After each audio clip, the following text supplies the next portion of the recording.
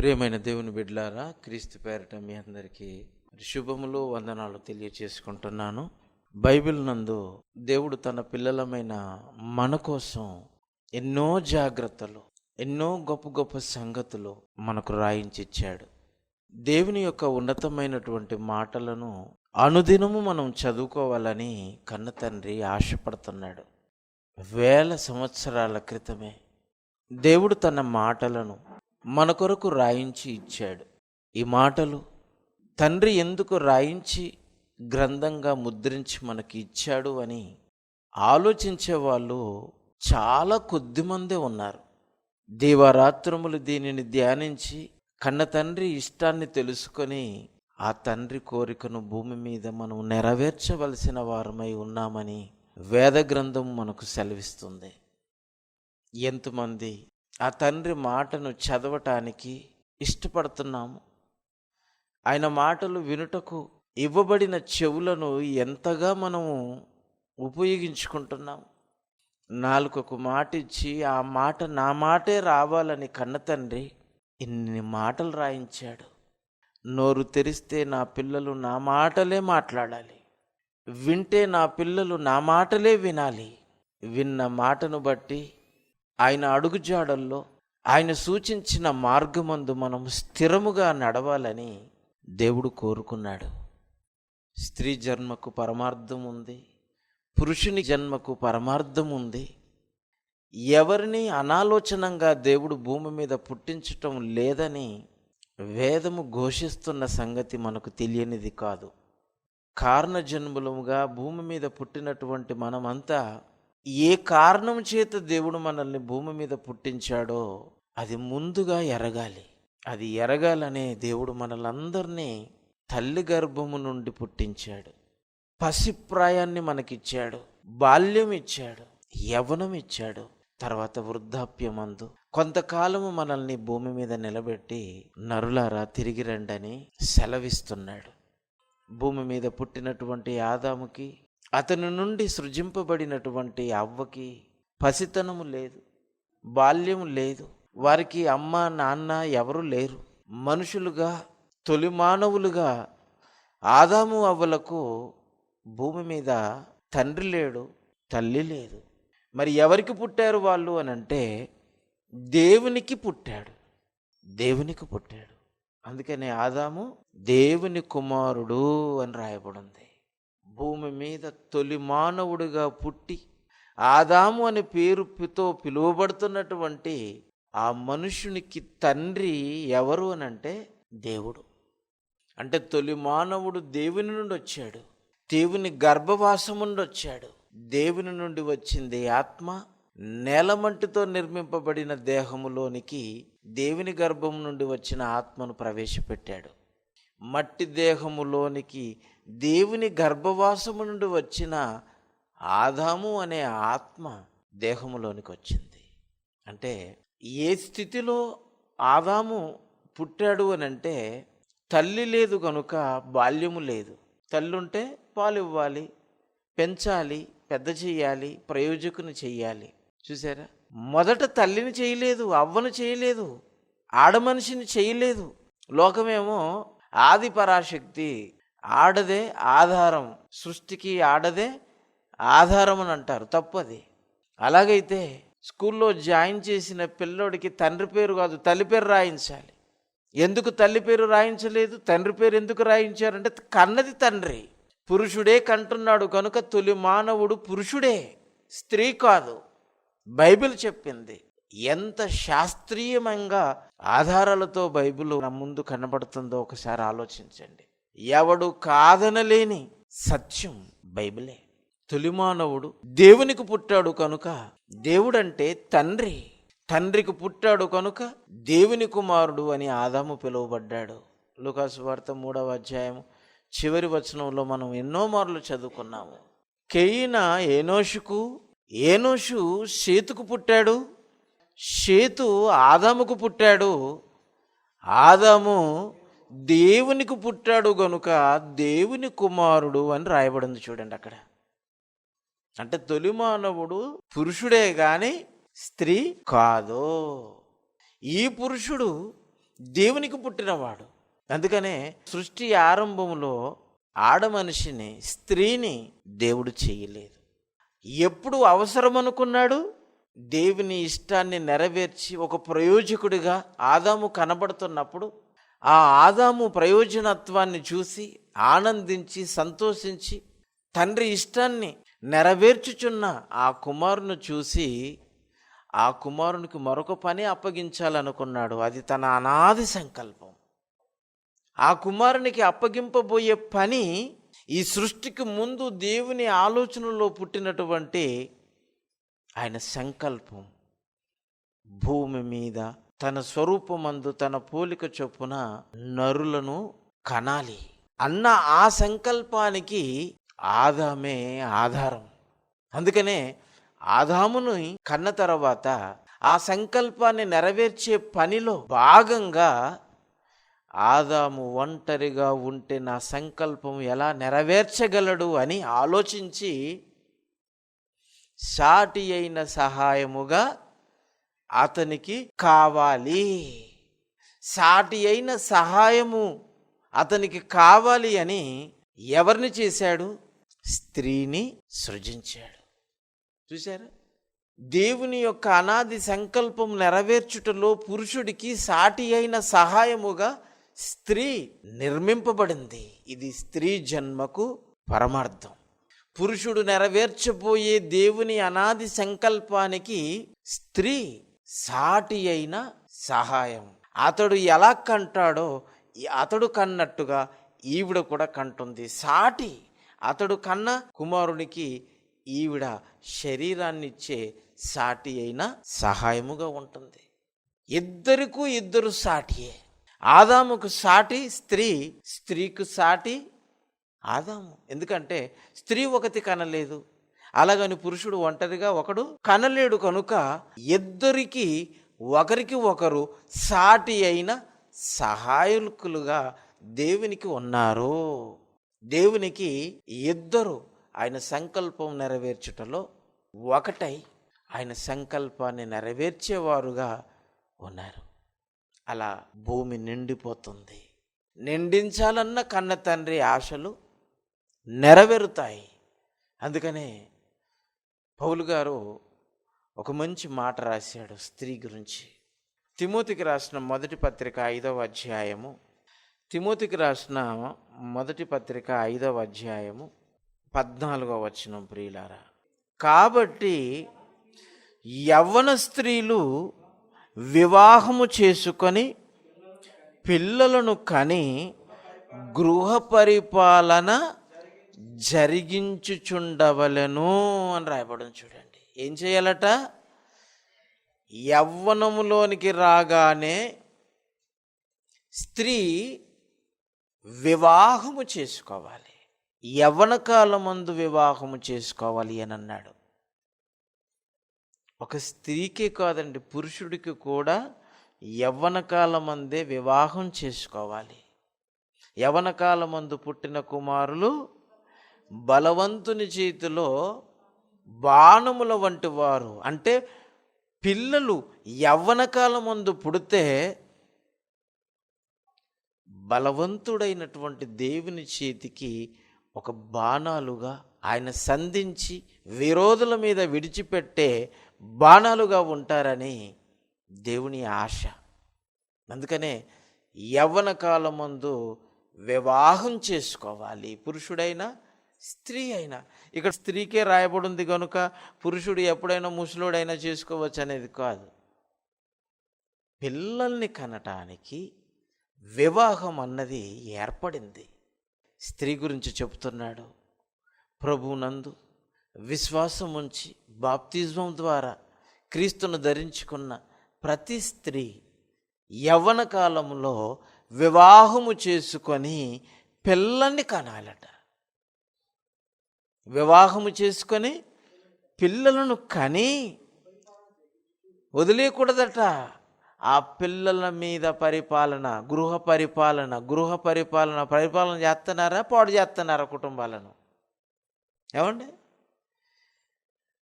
మూర్ఖురాలైతే కుటుంబాన్ని పాడు చేసుకుంటుందంట. జ్ఞానవంతురాలైతే ఇల్లు కట్టుకుంటుందంట. తన భర్తను కన్న తల్లిదండ్రులను, ఆ భర్త తాలూకా ఆడపడుచులను, మరుదులను, కుటుంబ సభ్యులను చూసి దేవుడు నాకు ఇంత గొప్ప కుటుంబం, ఇంత పెద్ద కుటుంబం నాకు ఇచ్చాడు అని ఆ కుటుంబంలో మమేకమై కలిసిపోయి దేవుని సంకల్పానికి నెరవేర్పుగా సాటి అయిన సహాయముగా ఎవరికి జతపరచబడిందో వారితో కలిసి ఉండి కాపురం చేస్తూ పిల్లల్ని కని ఆ పిల్లలను, కుటుంబాన్ని అంతటిని ఏలే ఒక పరిపాలకురాలుగా ఉండాలని దేవుడు శాసనం, చట్టం రాశాడు. చూడండి, శాసనాన్ని, చట్టాన్ని రాశాడు. యవన స్త్రీలు వివాహము చేసుకొని పిల్లలని కని ఆ పిల్లలతో కూడిన కుటుంబాన్ని పరిపాలించాలి. అంటే వివాహము చేసుకోక మునుపు, అంటే యవ్వన కాలములో వివాహము చేసుకొనక మునుపు గృహ పరిపాలన విషయములో అవగాహన కలిగినదై ఉండాలి. పెళ్ళంటే ఏంటిదో తెలియక, అత్తమామలంటే ఎవరో తెలియక, ఆడపడుచులంటే ఎవరో తెలియక, భర్త తర్వాత పుట్టిన వాళ్ళు కానీ, భర్తకు ముందుగా పుట్టిన వాళ్ళు కానీ, అంటే బావలు కానీ, మరుదులు కానీ, కుటుంబం అంటే ఏంటిదో, ఎలా మసులుకోవాలో, పరిస్థితులను ఎలా ఎదుర్కోవాలో ఏ అవగాహన లేకుండా పెళ్లి చేస్తే ఆ కుటుంబం పాడవుతుందే తప్ప పరిపాలింపబడదు. గుర్తుపెట్టుకోండి. వివాహం చేసుకోబోయే వాళ్ళు, చేసే తల్లిదండ్రులు తమ పిల్లలకు ఈ విద్యాబుద్ధులు ముందే నేర్పాలి. అందుకనే యవ్వన కాలములో వచ్చేసరికి దేవుని కాడి ఎత్తుకోవలసిన బలవంతులై ఉండాలి. అందుకనే బాల్యములో సృష్టికర్తను స్మరించుకోవాలి. యవ్వన కాలములో నేను చేయబోయే పనులేంటి, ఆ పనులను గూర్చిన పరిపూర్ణమైన అవగాహన కలిగి ఉండాలి. దేవుని కాడి ఎత్తుకొనుటకు సంసిద్ధంగా ఉండాలి. ఎద్దుంటుంది. ఎద్దు కంటే దాని వయసులో మరి తక్కువ వయసు కలిగినప్పుడు దాన్ని కోడదూడ అంటారు. కోడదూడ మీద ఎప్పుడు దానిని కాడి మోపరు. అది బలము పొంది ఆ బలముతో ఏం చేయాలో తెలియక గెంతులు వేస్తూ మరి చేతికి దొరకకుండా తిరుగుతుంటే అప్పుడు దానికి మెడకు ఒక మొద్దేస్తారు. అంటే ఇది పని చేసే వయసు వచ్చింది, దీని అల్లరిని చూస్తుంటే, దీని యవ్వారాన్ని చూస్తుంటే ఇది తెన్నంగా ఉండటం లేదు అని చూసినప్పుడు ఆ పశువుల కాపరి దానికి ఒక మొద్దేసి దానికి మెడకి మొద్దేస్తాడు. ఆ మొద్దును మోసి అలవాటు చేసిన తర్వాత దాని ఉరుకులు పరుగులు కంట్రోల్ చేస్తాడు. అలా కంట్రోల్ అయిపోయిన తర్వాత ఇక మెడ కింద కట్టబడినటువంటి కాడి తీసేసి దాని మెడ మీద పడతాడు. ఇక చూసారా, ఎప్పుడైనా మీరు చూసారా? వాటికి దానికి ఒక కర్ర వేస్తారు. అది ఉరుకుతుంటే ఆ కాళ్ళ మధ్యన ఉన్న కర్ర దాని కాళ్ళకే తగులుతుండటం వలన ఇంకా అది పరిగెత్తలేకపోతుంది. గుర్రాలకైతేనేమో వెనక కాలికి ముందు కాలికి బంధం వేస్తారు, మరి వీటికి బంధాలు వేయరు. కానీ దీనికి కంట్రోల్ అయ్యటానికి దీనికి మెడకు ఒక మొద్దేస్తారు. ఆ మొద్దుతో అది కంట్రోల్ అవుతుంది. ఎప్పుడైతే కంట్రోల్ అవుతుందో ఇక ఇది మెడకు మరి మెడ మీద కాడి మోసే వయసు వచ్చిందని తెలిసి ఇంకప్పుడు దాని మీద నెమ్మదిగా కాడి మోపి బరువులు మోసేదిగా, వ్యవసాయ పనులలో సాటి అయిన సహాయం చేసేదిగా, వ్యవసాయానికి తోటి ఎద్దుకి సాటి అయిన సహాయంగా ఉంటుంది. చూసారు, ఒక పశువులను కాసేవాడే వ్యవసాయానికి ఒక పశువుని ఎలా ఉపయోగించుకోవాలో అన్నది తెలివితో దానిని పనిలో పెట్టుకుంటాడే. మరి మనము వివాహం చెయ్యాలన్న వయసు వచ్చిందని వివాహం చేస్తున్నామే కానీ మెట్టినింటికి వెళ్ళి ఈ బిడ్డ దేవుని ఇష్టాన్ని నెరవేర్చేదిగా ఉంటుందా అని తల్లిదండ్రులు ఆలోచిస్తున్నారా? ఆ ఆలోచనలకు తగినట్టుగా బిడ్డను పెంచుతున్నారా? చూసారా, ఈ బిడ్డ ఆ తల్లిదండ్రుల మీద ప్రేమ పెట్టుకొని ఎప్పుడు వెళ్ళిపోదామా అంటని అనుకుంటుంది తప్ప అమ్మగారింటికి ఎప్పుడు వస్తారంటని మొరాయించుకొని చూస్తుంటుంది దారికి. మరీను కొత్తగా పెళ్ళైన పిల్లలు చూడండి, అందుకని తిరుగుళ్ళు మరుగులు పెట్టేస్తారు. ఎక్కువ అలవాటు కావాలని 2 రోజులకు ఒకసారి అటుపక్క తిరుగుతారు, 2 నెలలకు ఒకసారి ఇటుపక్క తిరుగుతారు. బాగా అలవాటు అయిపోతారు. భోజనాలు పెడతారు, గట్టిగా తినేస్తారు, అందరితో ప్రేమగా ఉంటారు, బట్టలు పెడతారు, భోజనాలు పెడతారు, పలకరిస్తారు. ఏమండి, ఇద్దరిని ఫ్రీగా వదిలేస్తారు. ఇప్పుడంటే హానిమూన్లోకి వెళ్ళిపోతున్నారు ఊరు వదిలేసి. పూర్వకాలంలో మేనమావింటికి, మేనత్తింటికి, చిన్నాన్నింటికి, పెదనాన్నింటికి, అక్కింటికి, బావాళ్ళింటికి ఇలాగ అందరు బంధువుల దగ్గర తిరిగేది. ఇది హానుమూన్ ఒకప్పుడు. ఇప్పుడు ఊరి మీద అందరిని వదిలేసి వెళ్ళిపోతున్నారు. అక్కడ అలవాటు అయిపోయినప్పుడు ఇక్కడ ఉంటారు ఏంటిది? ఏమన్నా, అందుకనే వేరైపోదామని కుంపటి పెట్టడానికి తయారైపోతారు. ముందు అందరి మధ్యన కలిసి ఉండాలంటని ఇల్లు తిప్పేవాళ్ళు. అందుకని తొలిగా పెళ్ళైనటువంటి ఆడపిల్లని చిన్నాన్నల ఇంట్లు కానీ పెద్దనాన్నల ఇల్లు కానీ తిప్పుతారు. ఎందుకు? ఆ ఇంటికి ఒక తిలకం దిద్దేసి వెళ్తారు అన్యజనులు అయితే. ఎందుకంటే పెదనాన్న నేను వెళ్ళిపోతున్నాను అనగానే అందరు ఏడుపే. అమ్మాయిని అత్తగారింటికి సాగనంపుతున్నప్పుడు ఏటండి బాబు, ఆడేమో పెళ్లి కొడుకు ఏమో ఎప్పుడు వస్తుందా అని గుర్రం మీద ఎక్కి వెళ్ళిపోదామని వాడు చూస్తాడు. ఎందుకంటే ఆడ బరాతి కొడుతుంటారు రెడీగా, బయలుదేరినరా అని అవతల పక్క.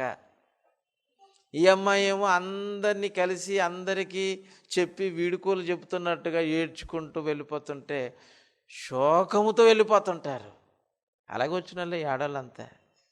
అవమ్మ లేదా, ఏడిపించి వచ్చిన వాళ్ళే కదా, అవునా లేదా? హ్యాపీగా వచ్చేసారు ఏటిది. ఏమండి, ఏడవకుండా ఏ ఆడబిడ్డ కూడా మెట్టినింటికి వెళ్ళలేదు. ఏడుపు రాకపోయినా ఊరికైనా ఖర్చీపైన పెట్టుకుంటారు కళ్ళ ముందు. అవతల చూసి ఏడుతుందేమో, నీళ్ళు కారుతున్నాయా లేదా అని చూసేటోళ్ళు కొంతమంది ఉంటారు. ఏమండి, పూర్వకాలంలో అయితే నిజంగా ఏడిచేసేవాళ్ళండి. మేనమామ అంటే మరి అంటే అక్క పిల్లలంటే మేనమామకి చాలా ప్రేమ కదా. అందుకనే నా మేనకోడల్ని చంకనెత్తుకొని తిప్పేవాళ్ళండి. ఊరవతలి వరకు ఆడబిడ్డను చంకనెత్తుకొని, మరి మేనకోడల్ని చంకనెత్తుకొని అంత దూరాన వదిలేసి, ఇదిగో నాయన అని కొడుకు లాంటి కొడుకుకి, మేనమామ అంటే భర్త మరి కొడుకే కదా, ఇదిగో నాయన మా మేనకోడల్ని నీ చేతుల్లో పెడుతున్నావు, జాగ్రత్తగా చూసుకొని అలాగ పంపిస్తారండి. అన్నీ నేర్పి ఎలాగుండాలో, అత్తతో ఎలాగ మాట్లాడాలో, మామగారితో ఎలాగుండాలో, ఆడపడుచులతో ఎలాగుండాలో, భర్తతో ఎలా కాపురం చేయాలో, ఇంటికి వచ్చిన వారితో ఎలా మరి నడుచుకోవాలో, మర్యాద ఇవన్నీ నేర్పి పంపుతారండి. ఈ లోకం ఈ మర్యాద అనేది లేక మునిపే దేవుడు తన అనాది సంకల్పం చొప్పున బిడ్డలు పెళ్లి చేసుకునే ముందు మెట్టినింటికి వెళ్ళి ఆ గృహ పరిపాలన జరిగించే ఒక బాధ్యత కలిగిన పరిపాలకురాలుగా, ఒక అడ్మినిస్ట్రేటర్గా ఈ బిడ్డ ఇంటిని ఏలేదిగా పంపుతుంది. ఆ ఏలికకు ఉండవలసిన జ్ఞానము, వివేకము ఈ బిడ్డకు రావాలి. అప్పుడే మెట్టినింటికి వన్నె తెస్తుంది, పుట్టినింటికి విలువ తెస్తుంది, దేవుని సంఘానికి విలువ పెంచుతుంది. అందుకనే యవ్వన స్త్రీలు వివాహము చేసుకొని పిల్లలను కని గృహ పరిపాలన జరిగించుచు నిందించటానికి విరోధికి అవకాశం ఇవ్వకూడదట. అంటే ఈ బిడ్డకి విరోధి ఎవరో తెలియాలి. ఒక విరోధి ఉంటాడు, స్త్రీకే కాదు ప్రతి పురుషునికి ముందు స్త్రీ దగ్గర నుంచే వచ్చింది వివాదం అనేటువంటిది. విరోధి ఎంటర్ అయ్యింది స్త్రీ నుండి ఎంటర్ అయ్యాడు. నిందించటానికి అవకాశం ఇవ్వకూడదట. అంటే స్త్రీ మొట్టమొదట తన జీవిత పాఠంగా నేర్చుకోవాల్సిన పాఠం ఇది. ఇంటి దగ్గర ఎలాగున్నా ఎవరు పట్టించుకోలేదు. అమ్మనాన్నలకు గారాబంగా పెరిగాము. ఒకరిని కొట్టొచ్చినా ఒకరిని తిట్టొచ్చినా ఇంటి మీదకి పంచాయతీ తీసుకొచ్చినా కడుపులో పెట్టుకొని ఉంటారు.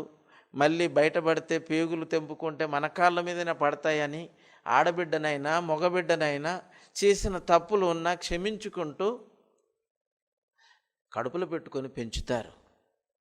ఇక్కడ సరిపోయింది. కానీ మెట్టినింటికి వెళ్ళిపోతే నీ తాలూకా ఏ చిన్న పొరపాటు జరిగినా భూతద్దంలో పెట్టి చూయించే విధంగా నీ విరోధి ఉన్నాడు ఒకడు.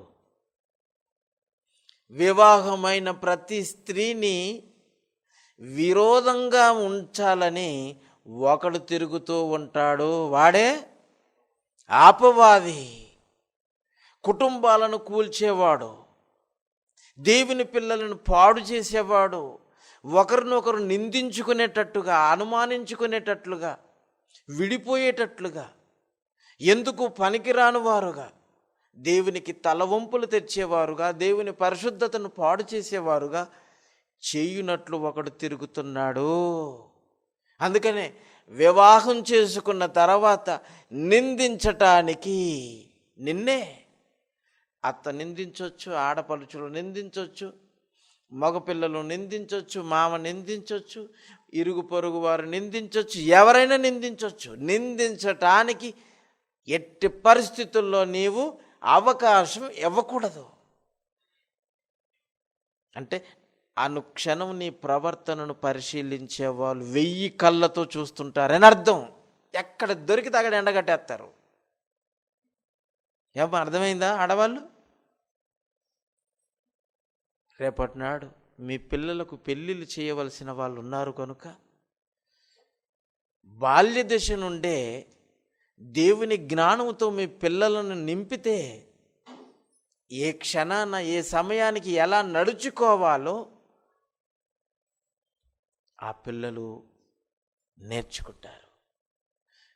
మీరు సరిగ్గా కాపురాలు చేస్తే మిమ్మల్ని చూసి మీ పిల్లలు కూడా మా అమ్మ చక్కగా ఇంట్లో అన్ని పనులు చేస్తుంది, మా నాన్నకి ఎదురు తిరగటం లేదు, మా అమ్మమ్మ మా నాన్నమ్మలను బాగా పెంచుతుంది, వృద్ధాప్యంలో వారికి తోడుగా ఉంటుంది, వాళ్ళకి ఏది కావాలన్న క్షణాల్లో రెస్పాండ్ అవుతుంది, సంఘానికి చక్కగా పనిచేస్తుంది, దేవుని విషయంలో ప్రార్థనలోను వాక్యంలోను అన్నింటిలోనూ చక్కగా నడుచుకుంటున్నప్పుడు మీ పిల్లలు మిమ్మల్ని చూస్తుంటారు. అందుకనే మీ పిల్లలు మిమ్మల్ని వెంటాడుకుంటూ తీసుకోవాలని అన్నాడు. చూడండి, మీ పిల్లలను మీ వెంటనే ఉంచుకోవాలి. ఎందుకంటే మీరు ఏం చేస్తున్నారో మీ పిల్లలు చూసి నేర్చుకోవాలి. కూర్చున్నప్పుడు మీ పిల్లలు మీ దగ్గరే కూర్చోబెట్టుకోవాలి. మీరు ఎలా కూర్చుంటున్నారు, ఎక్కడ కూర్చుంటున్నారు, ఎక్కడ కూర్చోకూడదు, ఎక్కడ కూర్చోవాలి, ఎక్కడ తిరగకూడదు, ఎక్కడ తిరగాలి. కీర్తనల గ్రంథం 1వ అధ్యాయం 1వ వచనంలో ఉన్నది కదా, దేవుడు చెప్పాడు కదా, దుష్టుల ఆలోచన చొప్పున తల్లి నడవకుండగా ఉంటే పిల్లలు కూడా దుష్టుల ఆలోచనలలోనికి వెళ్ళరు. ఇంతకు దుష్టులంటే ఎవరో చెప్పాలి.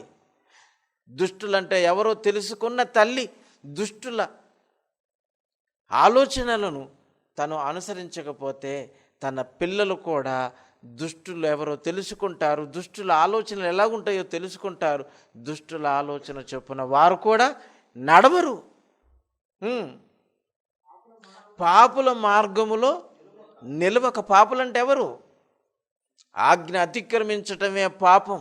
అంటే దేవునిని విడిచి తిరిగే వాళ్ళంతా పాపులే.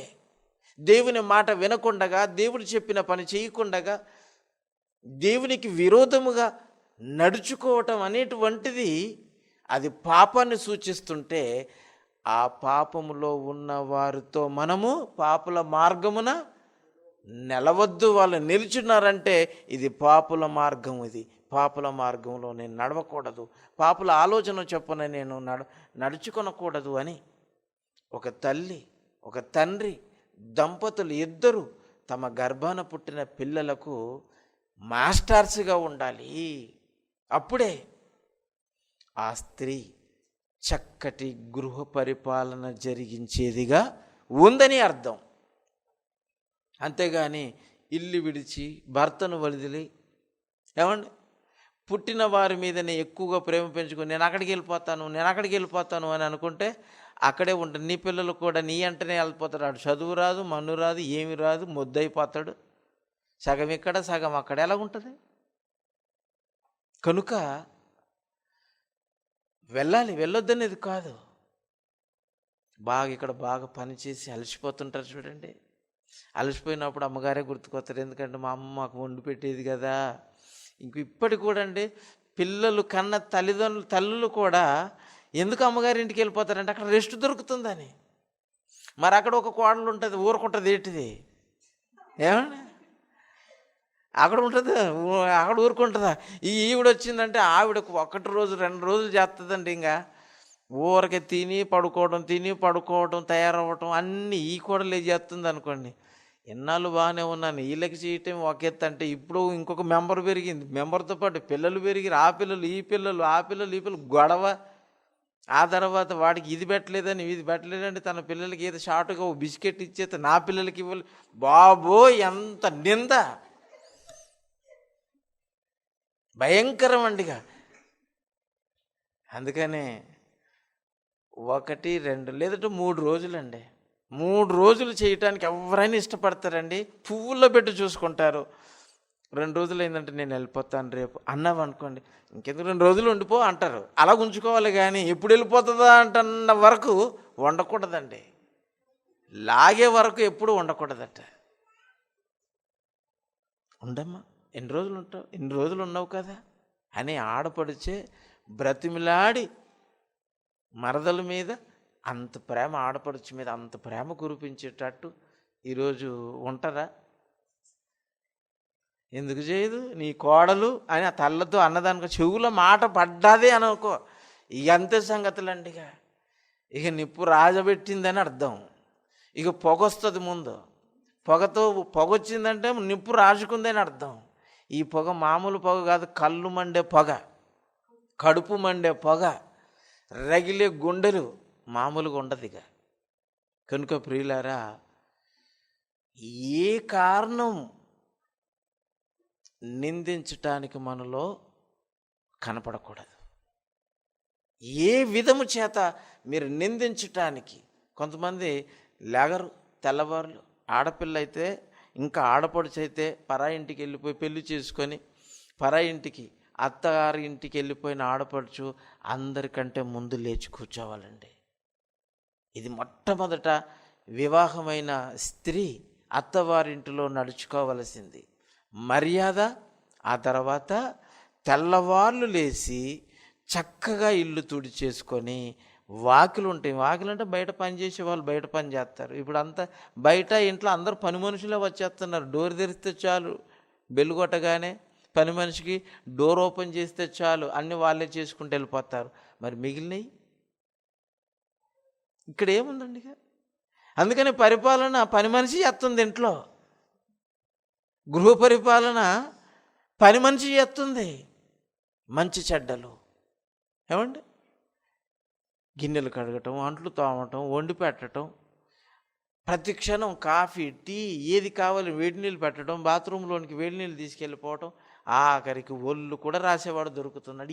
ఏం పని ఉందండి?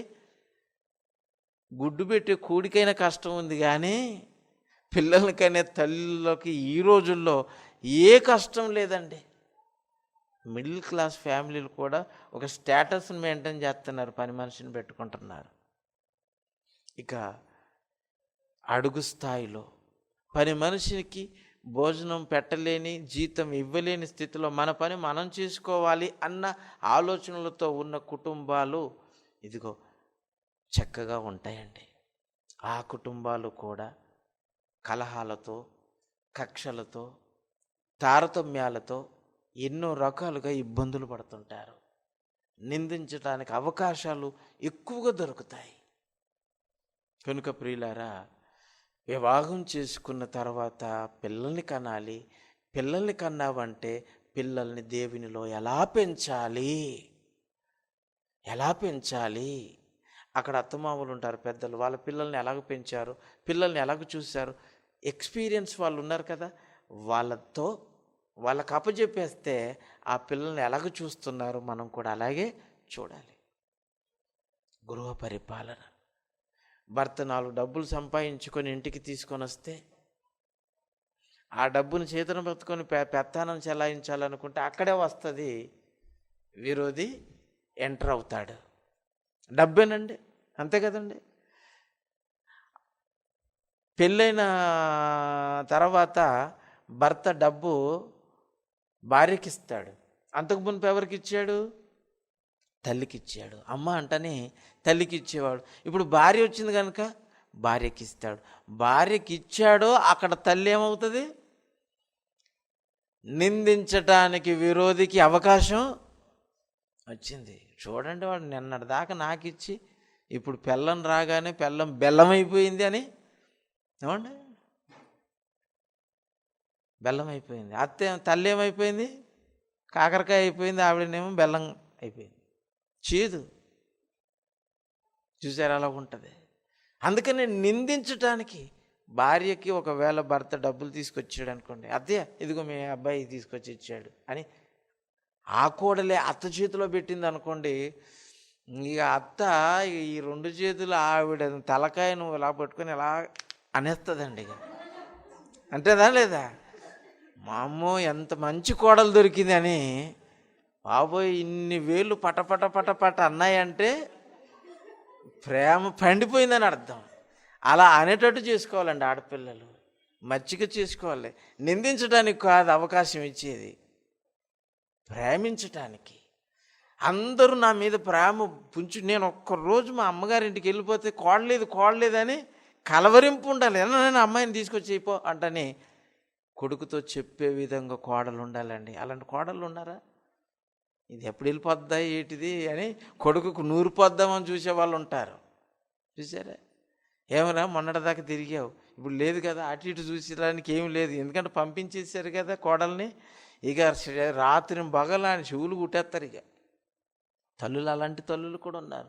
అంటే ఆ ఇంటిని ఎంతగా పాడు చేశారో అర్థమైపోతుంది. కనుక ప్రియులారా, వివాహమైన తర్వాత ముఖ్యంగా స్త్రీకి చెప్తున్నాడు, నిందించటానికి ఏ అవకాశం మనము ఇవ్వకూడదని సంఘానికి ఉత్తరం రాస్తూ, సంఘ కాపరికి ఈ విషయాలు తెలియచేస్తూ, సంఘంలో ఉన్న యవ్వన బిడ్డలకు ఇది సంగతి నువ్వు తెలియజేయి నాయన అంటని పౌలు గారు రాసిన ఉత్తరంలోని పరమార్థం. ఇది వివాహానికి స్త్రీ నేర్చుకోవలసిన బహు గొప్ప పాఠం. అందుకనే స్త్రీలారా, తస్మత్ జాగ్రత్త. పుట్టినింట్లో మీరు ఎలాగున్నా 8 గంటలకు లేచిన తల్లి అన్నీ చేసేసి మీ కొరకు అన్ని పనులు చేసేది. కానీ అత్తగారింట్లో అలా కాదు కదా.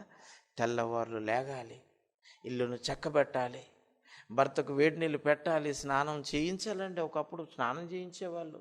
ఇప్పటికీ పల్లెటూర్లలో వేడి నీళ్ళు పోసేసి భర్తకు స్నానం చేయించేసి క్యారేజీ కట్టి వేడి క్యారేజీ కట్టేసి, ఏమంటే ఇంట్లో నుంచి ముందు భార్య బయటికి వెళ్తుంది, క్యారేజీ పట్టుకొని అక్కడ రెడీగా ఉంటుంది. భర్త ముందు ఇంట్లో నుంచి రాగానే ఎదురు వచ్చేస్తుంది.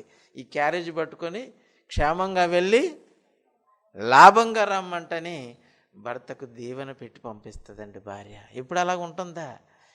ఎప్పుడు వెళ్ళిపోతాడా అని చూస్తుంటాడు. ఎందుకంటే సీరియల్ టైం అయిపోతుంటుంది. ఏమంటే వాట్సాప్ ఫోన్లో ఏమంటే టింగ్ టింగ్ టింగ్ టింగ్ క్యారేజ్ కడుతుంటేనే నోటిఫికేషన్లు వస్తుంటాయి, ఆఫీస్ నుంచి అన్న వచ్చినట్టు. ఏమండి వీళ్ళంతా ఎవరు? ఈ మెసేజ్లు పెట్టేటోళ్ళు వాక్యాలా కాదు. ఏమండి జోకులు, ఏమండి కుటుంబాలు పాడైపోయేటువంటివన్నీ, వాడి మీద వీడి మీద వన్నీ జోకులు ఇవ్వేనండి. ఇవే మెసేజ్లు వస్తున్నాయి కానీ మీ ఇల్లును కట్టుకునే మంచి మెసేజ్లు వస్తున్నాయా? ఒక మంచి ప్రసంగం వచ్చిందంటే వింటున్నారా? దాన్ని డిలీట్ చేసి పారేస్తారు. జోకులను మాత్రం ఓపెన్ చేసుకుంటారండి చాలామంది. మెసేజ్లను ఏమో డిలీట్ చేస్తారు. పనికిమాలిన పోస్టర్లు వచ్చినాయి అనుకోండి, గుడ్ మార్నింగ్లు. ఏంటిది గుడ్ మార్నింగ్ వచ్చింది, అయిపోయా. ఒక పువ్వు వచ్చే ఏం చేస్తా, నెత్తిన పెట్టుకుంటావా? ఏం లేదు. దేవుడు సూర్యుని పంపించి గుడ్ మార్నింగ్ అంటాను. ఆయన వచ్చాడు కనుక నీకు గుడ్ మార్నింగ్ అయింది, మార్నింగ్ అయ్యింది. ఆయన రాకపోతే మార్నింగే లేదు నీకు. ఆ దేవుడు ఆ మార్నింగ్ రాకమునిపి పిలిచేసాడు అనుకోండి, ఇక నీకు లోకంలో మార్నింగే లేదు. డే అండ్ నైట్ అక్కడ ఏడుపు పెడబొబ్బులకు ఉన్నటువంటి లోకంలోకి వెళ్ళిపోతాం.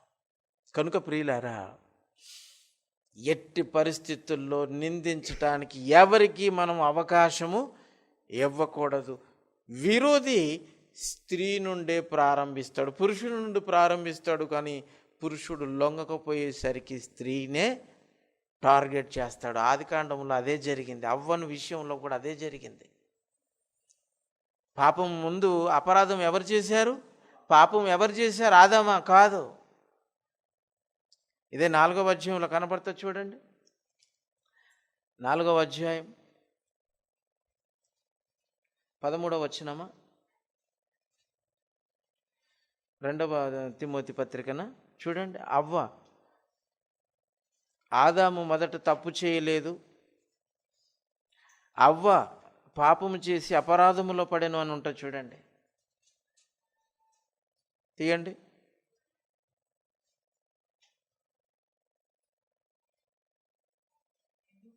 రెండవ అధ్యాయము 14వ వచనం.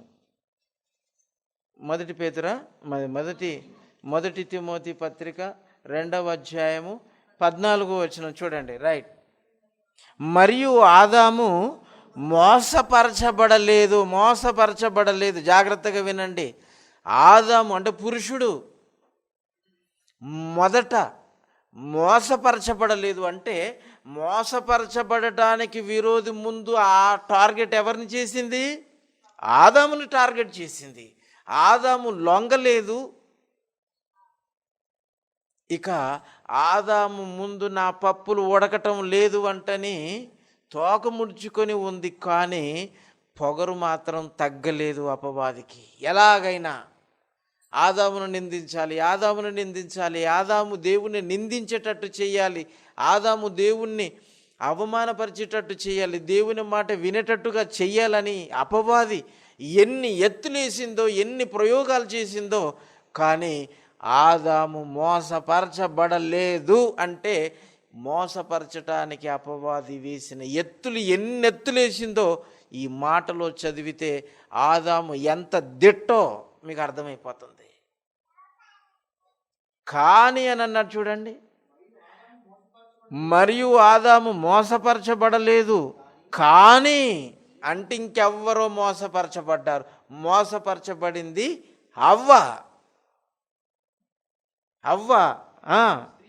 స్త్రీ మోసపరచబడి అపరాధములో పడ్డది. అపరాధములో పడిన స్త్రీ అపవాది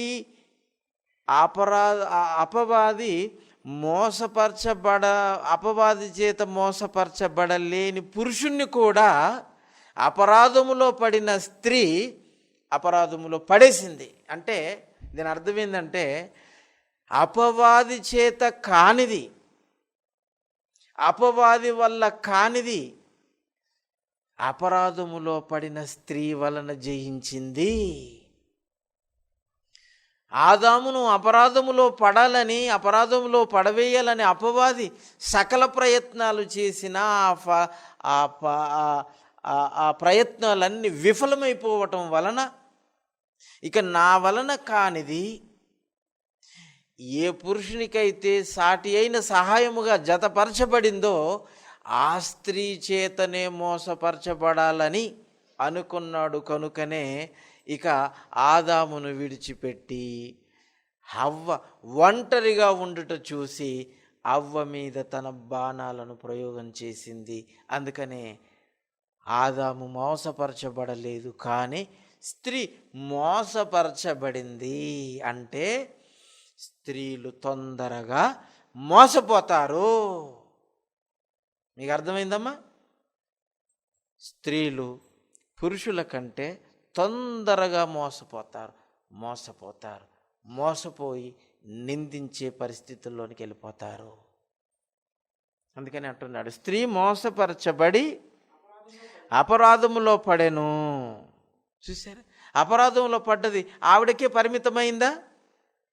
ఆవిడకొక్కదానికే పరిమితమైందా? ఇప్పుడు ఆదికాండం 3వ అధ్యాయము 11వ వచనం చూడండి. ఆదికాండము 3వ అధ్యాయము.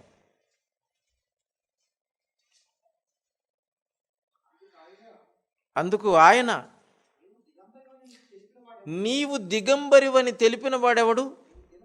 నీవు తినకూడదని నేను నీకు ఆజ్ఞాపించగా ఆ ఫలవృక్షములను తింటివా అని అడిగాను.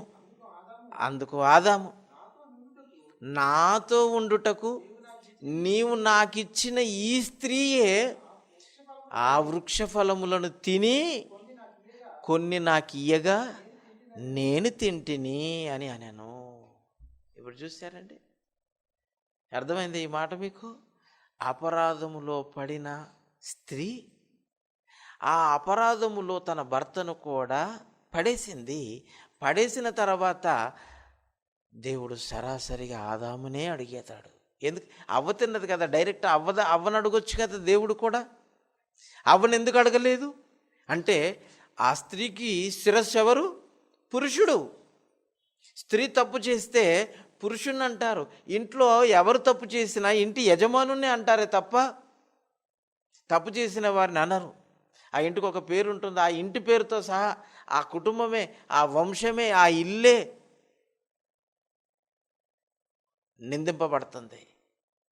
అంటే స్త్రీ తప్పు చేసిన ఆ తప్పుకు బాధ్యుడు ఎవరు? పురుషుడు. అందుకనే నేను తినకూడదు అని నీకు ఆజ్ఞాపించిన వృక్ష ఫలములను తింటివా? ఎవడు నీవు దిగంబరివని నీకు తెలిపిన వాడెవడు? దిగంబరత్వాన్ని తెలియజేసేటానికి ఏం జరిగిందంటే పాపం జరిగింది. ఈ పాపములో పడింది అవ్వ, పాపములో పడవేసింది తన భర్తని. అంటే ఆడదాని దగ్గర నుంచి అపవాది ఎంటర్ అవుతాడు. పురుషుని నుండి అన్ని కోణాలలో ప్రయోగం చేసిన పురుషుడు దొరకకపోయేసరికి, అందుకనే స్త్రీని ముట్టడి చేశాడు. స్త్రీ ఒంటరిగా ఉండుట, అవ్వ ఒంటరిగా ఉండుట చూసి ఇది నిజమా అంటానన్నదా. ఇది నిజమా అంటని ఆదాముతో ఎన్ని మార్లు అన్నదో మీరు ఆలోచించండి. ఎన్ని మార్లు అపరాధములో పడవేయాలని ఎన్నెన్ని ఎత్తులేసి ఉంటుందో ఆలోచించండి. సడన్లీగా అవ్వ దగ్గరకు వచ్చి ఒంటరిగా అంటే ఎప్పుడు కలిసే తిరిగేవాళ్ళు భార్యాభర్తలు కదా, ఒకటిగా ఉండాలన్నారు కదా, ఒకటిగా ఉంటున్నారు. ఒకటిగా ఉంటున్న సమయంలో వాడు ఒంటరి అవ్వలేకపోయాడు. ఎప్పుడైతే ఒంటరిగా ఉన్నదో, అందుకనే ఎక్కువగా అమ్మగారి ఇంట్లో ఆడవాళ్ళు ఉండొద్దు. అర్థమైందా? పెళ్ళైన తర్వాత భర్తతోటే ఉండాలి, భర్తతోటి కాపురం చేయాలి, పిల్లల్ని కనాలి. ఈ పిల్లలు, ఆ ఇల్లు నాకు పరిపాలన చేయటానికి దేవుడు నాకు ఒక అధికారం ఇచ్చాడు. ఈ అధికారాన్ని దుర్వినియోగపరచుకోకూడదు, మిస్యూజ్ చేసుకోకూడదు. దేవుడిచ్చిన అధికారముతో కుటుంబాన్ని చక్కగా దేవుని కుటుంబముగా ఏలాలి. ఎందుకంటే భూమి మీద పుట్టిన ప్రతి కుటుంబము పరలోకపు తండ్రిని బట్టే కుటుంబముగా పిలువబడుతుంది. నిన్ను ఒక పురుషునికి జత చేసి ఆ పురుషునితో మరి కాపురం చేయించి, ఆ కాపురం ద్వారా మీ గర్భాన్ని పండించి గర్భఫలాలను బహుమానాలుగా ఇచ్చి మిమ్మల్ని ఒక కుటుంబముగా ఏర్పరిచిన దేవుడు, ఇది దేవుని కుటుంబం అని, దేవుని కుటుంబంలో నేను ఒక పరిపాలకురాలుగా, ఒక అడ్మినిస్ట్రేటర్గా నేను ఉన్నాను అని జ్ఞానము కలిగి, బాల్యములో నేర్చుకున్న జ్ఞానముతోటి, తల్లిదండ్రులను పెద్దలను చూసి నేర్చుకున్న అనుభవ జ్ఞానముతోటి గృహ పరిపాలన చేస్తూ నిందించటానికి ఎవ్వరికి కూడా అవకాశం ఇవ్వకుండా చక్కటి పరిపాలన చేసేదిగా స్త్రీ ఉండాలని ఈ వచనం మనకు చెబుతుంది. ఎంత సారం ఆ వచనాల్లో ఉంది చూడండి. అందుకనే అవ్వ అపరాధములో పడ్డది. ఆ అపరాధములో పడినది తనతోటే ఆ అపరాధం ఉంచుకొనక తన భర్తకు కూడా అపరాధములో పడేటట్టు చేసింది. అందుకనే ఎందుకు మీరు అపరాధములో పడ్డారు అని, దిగంబరులని ఎవరు మీకు చెప్పారు అని అడిగితే, ఇదిగో నీవు నాకు తోడుగా ఉండటానికి ఇచ్చిన ఈ స్త్రీయే ఆ పండు తిన్నది, అపరాధంలో పడ్డది, నాకు ఇచ్చింది, నేను తినేశాను, నేను కూడా అపరాధంలో పడ్డాను అని అంటున్నాడా? తప్పు ఒప్పుకున్నాడా? డైరెక్ట్గా స్త్రీ మీద దోషిస్తాడు. నువ్వెందుకు ఇచ్చావు? ఈ స్త్రీ తన్నది నాకు ఇచ్చేసింది అయ్యా, ఈ స్త్రీయే ఇయ్యకపోతే నేను తినేవాడినే కాదు. చూసారా, దేవుని నిందించేటట్టుగా చేశాడు. మొట్టమొదట అపరాధము చేయని వాడు, దేవుని నిందించని వాడు ఆదామైతే, ఇప్పుడు భార్య పక్కన చేరి అపవాది పక్కన ఇద్దరు చేరిపోయి ఇప్పుడు దేవుని మీదికి తిరుగుబాటు చేసేవారుగా తయారైపోయారు. ఇప్పుడు అవ్వను అడిగాడు 12వ వచనంలో. అందుకు ఆదాము, నాతో ఉండుటకు నీవు నాకిచ్చిన ఈ స్త్రీయే అంటే, ఈ స్త్రీ అంటున్నాడంటే, ఈ స్త్రీ నువ్వు నాకు ఇయ్యకపోతే నా దగ్గరకు వచ్చేదే కాదు. ఇద్దరు ఒకటిగా ఉండాలన్నాడు. ఒకటిగా వెంటరికి వెళ్ళిపోయింది, పాపం చేసి నా దగ్గరకు వచ్చింది, మళ్ళీ దగ్గరకు వచ్చేసింది, నాకు ఇచ్చింది, తిన్నాను. కనుక ఈ స్త్రీ వలన నేను తప్పు చేశాను, కానీ నేను మాత్రం తప్పు చేయలేను, నువ్వు ఇచ్చిన ఈ స్త్రీ వలననే ఇంత మోసం జరిగిందని స్త్రీ మీద నెట్టేసి ఊరకున్నాడండి ఆదాము. ఎంత మంచోడు చూడండి. చూసారా, అంతకు మునుపు ఎలాగున్నాడు? భార్య మాట పెళ్ళి అయ్యిందా, అందుకనే భార్యలు కొంగెత్తుకొని తిరిగేస్తారండి వీళ్ళంతా మగపిల్లలు. అందుకని ఏం పెట్టిందో ఏమో నా కొడుకుని ఎంటేసుకొని తిరిగేస్తుంది. ఆడ ఒక్క మూట ఒక మాట కూడా నాతో కడుపు నిండా మాట్లాడింది లేదు అంటని ఆ తల్లి కానీ ఆ తండ్రి కానీ చూసి వీళ్ళు అవతలకి చెప్పుకుంటారు, ఏటో ఏమో మా కోడలు ఏం చేసిందేమో. వీళ్ళు అవతల పక్క చెప్తారు, వీళ్ళు ప్రవర్తన. ఇక ఒకరి చెవులో పడ్డదంటే ఇంకా వాడంతా. ఇప్పుడు కాలనీలన్నీ, ఆఖరికి అయితే జిల్లాలు, ఇప్పుడు జిల్లాలు కాదు వాట్సాప్లో వచ్చింది కాబట్టి వెంటనే వాయిస్ రికార్డింగ్లు ఉన్నాయి, వీడియో రికార్డులు ఉన్నాయి. వెంటనే అమెరికాలో ఉన్నా సరే అక్కడికి పంపించేస్తున్నారండి. ప్రపంచం అంతా చెప్పేస్తున్నారు ఈరోజు. ఆ రోజుల్లో పక్కింటోడికే తెలిసేది, అయినా గుట్టు పక్కింటోడు కూడా తెలియకుండా చాలామంది ఉండేవాళ్ళు. ఇప్పుడు చూడండి నిందించడానికి ఎలాగ తగబడ్డారు. కనుక ప్రియులారా, నీవిచ్చిన ఈ స్త్రీ వల్లనే నేను అపరాధం చేశాను, నేను మాత్రం చేయలేదు, ఈ స్త్రీనిచ్చింది తప్పు నీదే ఒప్పుకో అంటని ఆదాము దేవుని నేను నిందించేవాడుగా తయారయ్యాడు. ఏమ్మా నువ్వేం చేసావు తల్లి అంటని ఈవిడని అడిగితే ఆవిడేం చేసింది? అప్పుడు దేవుడైన యెహోవా స్త్రీతో, నువ్వు చేసినది ఏమిటి? అమ్మో ఎంత మంచి క్వశ్చన్ వేసావు. నువ్వు చేసినది ఏంటి, ఏం చేశావు అంటే, ఇది నిజమా అంటని వాడన్నాడు. ఇప్పుడు దేవుడు ఏమడుగుతున్నాడు? నువ్వు చేసినది ఏమిటి, నువ్వు చేసింది ఏమిటి అని చేసిన దాని గురించి ప్రశ్నిస్తున్నాడు దేవుడు. ఇది నిజమా అంటని అబద్ధం ఒక నిజంలా తెలుసుకోవాలని, అపరాధములో పడేయాలని అపవాది ఎత్తు, వాడి ఎంట్రన్స్ ఎలా ఉంది, దేవుడు అడిగే విధానం ఎలా, మనం ఏది చేశామో ఆ చేసిందే అడుగుతాడు. నువ్వేం చేశావు? తెల్లవారులు చేసావు, నా కోసం ఏం చేసావు? తెల్లవారులు వేసాను, మా ఆయనకి క్యారేజ్ కట్టేశాను, పిల్లల్ని స్కూల్కి పంపించాను, వాళ్ళు తిన్న గిన్నెలు కడిగేశాను, వాళ్ళు ఇడిసేసిన బట్టలు ఉతికేసాను, ఆ తర్వాత నేను ఇంత తినేసాను, ఆ సీరియళ్ళ ముందు కూర్చున్నాను. ఇదేనా స్త్రీ? అంతే కదండి ఈ రోజులు ఎలా ఉంది. అయ్యో పిల్లలు వెళ్ళారు స్కూల్కి, భర్త ఆఫీస్కి వెళ్ళాడు, ఈ అత్తమామలకు వాళ్ళకి ట్యాబ్లెట్లు ఇచ్చాను, వాళ్ళు కూడా చక్కగా తిన్నారు, ఓ మూలన కూర్చున్నారు. ఇప్పుడు నేను ఈ స్త్రీ ఏం చేయాలి? వాక్యాన్ని చదవాలి. మీటింగ్ ఎక్కడుంది? స్త్రీల మీటింగ్ ఎక్కడుంది? వెళ్ళాలి. మళ్ళీ పిల్లలు వచ్చేలోపు మళ్ళీ ఇంటికి చేరుకోవాలి. భర్త వచ్చేలోపు మళ్ళీ అన్ని టిఫిన్లు కాఫీలు అన్నీ రెడీ చేసి పెట్టాలి. చూసారా పరిపాలన అండి ఇది. అలా చేస్తున్నారా? ఇక అందరు పోయారు కనుక ఇంత తినేసి మధ్యాహ్నం గుర్రు పెట్టి నిద్రపోయి, ఏమండి మధ్యాహ్నం మనకు గూగుల్ మీట్లో స్త్రీలతో వస్తున్నారా? ఈ కొత్త సంవత్సరం అన్నారు, 2024 వచ్చింది, 24 వెళ్ళిపోయి ఈరోజు 3వ వారం. ఏమండి 3వ వారం వచ్చింది, 21వ తారీఖు ఈరోజు. 3 వారాలు అయిపోయాయి. ఏం చేశారు 3 వారాల నుంచి? నువ్వు చేసినది ఏమిటి అని దేవుడు నిన్ను ప్రశ్నిస్తే ఈ 3 వారాలు ఏం చేసావంటే ఏం చెప్తారు చెప్పండి? మా ఆయనకు వండి పెట్టాను, పిల్లలు బట్టలు ఉతికాను, టిఫిన్లు కట్టాను, అంతే. ఇంతకు మించి మీరు దేవునికి ఏం సమాధానం చెప్పగలుగుతారు చెప్పండి? నిందించటం లేదా? నిందించడానికి విరోధికి అవకాశం ఇస్తున్నారా లేదా? చూసారా? కనుక ప్రియులారా, అని అడుగగా, నువ్వు చేసినది ఏమిటి అని అడుగగా, స్త్రీ సర్పం మీద పెట్టేస్తుందండి. అంటే ఒకరి మీద ఒకరు తోసుకోవటమే తప్ప ఒప్పుకునే పరిస్థితి లేదండి. ఆ రోజు నుంచి ఈ రోజు వరకు చేసింది ఒప్పుకొని, నువ్వు చేసింది ఏంటిదంటే, వాళ్ళు చేయటం లేదా, నేను ఒకదాన్నే చేశానా? వాళ్ళ మీద దూషేస్తావా? నువ్వేం చేసావయ్యా బాబు అని అంటే, వాళ్ళు చేయట్లేదా, నన్నే ఒక్కడిని ఎందుకు పేరు పెట్టి నన్ను అడిగాడు అన్నా అని మళ్ళీ ఇదొకటి. అవునా కాదా? ఆడపిల్లలు అలాగే, మగపిల్లలు అలాగే. నువ్వు చేసినది ఏమిటనంటే ముందు వాళ్ళని అడుగు అని మరొకరిని ముందు పెట్టేస్తారే కానీ మీరు చేసింది ఒప్పుకుంటారా చెప్పండి? ఒప్పుకోరే. అంటే చేసిన నేరాన్ని ఒప్పుకునే పరిస్థితుల్లో ఈరోజు స్త్రీలు లేరు, పురుషులు లేరు. నిందించేవాడి పక్షాన ఉంటే దేవుణ్ణైనా నిందిస్తారు తప్ప చేసిన తప్పును ఒప్పుకొని లెంపలేసుకొని క్షమాభిక్ష కోరుకునే వాళ్ళు ఎవరున్నారు చెప్పండి?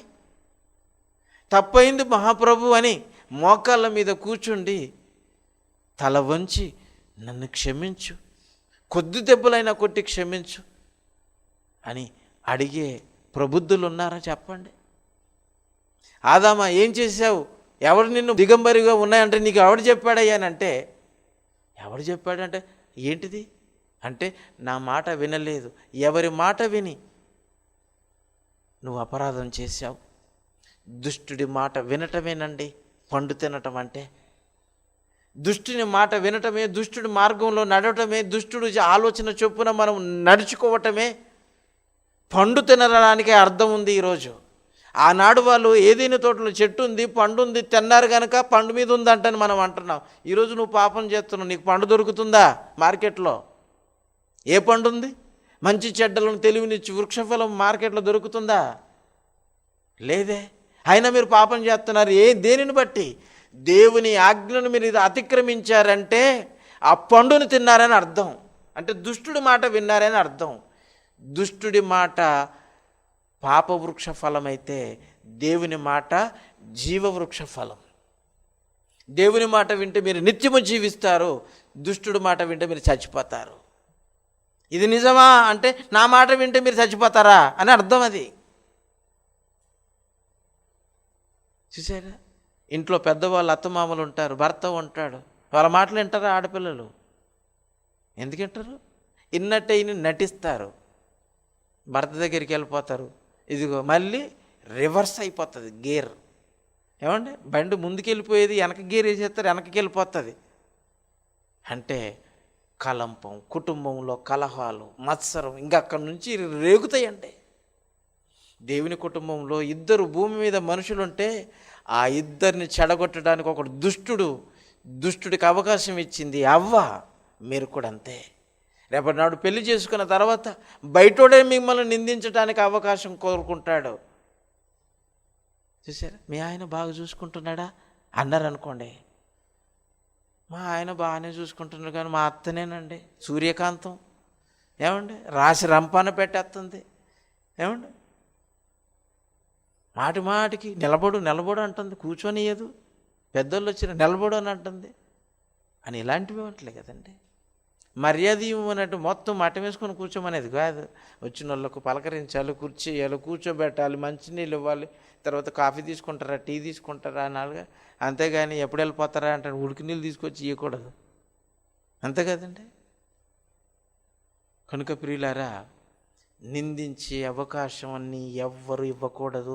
నిందించటానికి అవకాశం మొట్టమొదటి స్త్రీ నుండే అపవాదికి అవకాశం కలుగుతుంది. కనుక స్త్రీలారా బహుపరాక్ తస్మత్ జాగ్రత్త అంటున్నాడు. అందుకనే వివాహం చేసుకోండి, పిల్లల్ని కనండి, కుటుంబం పరిపాలన చేయండి. ఏదైనా పొరపాటు జరిగితే వెంటనే ఒప్పుకొని క్షమ కోరుకుంటే మనం ప్రేమలో వర్ధిల్లుతాము. అవ్వది చెయ్యలేదు. అందుకనే దేవుని కుటుంబం పతనం స్టార్ట్ అయింది. ఆ రోజే దుష్టుడు విజయం సాధించాడు. అవ్వ వలన దుష్టుడికి అవకాశం కలిగింది. అందుకనే ఒక ఇంటికి ఆడపడుచుగా వెళ్ళిపోయిన స్త్రీ వలననే అవకాశం దొరుకుతుంది. కనుక స్త్రీలారా, యవ్వన స్త్రీలు వివాహం చేసుకొని పెళ్ళి చేసుకొని పిల్లల్ని కానీ గృహ పరిపాలన చేస్తూ చేస్తూ చేస్తూ ఉండాలి.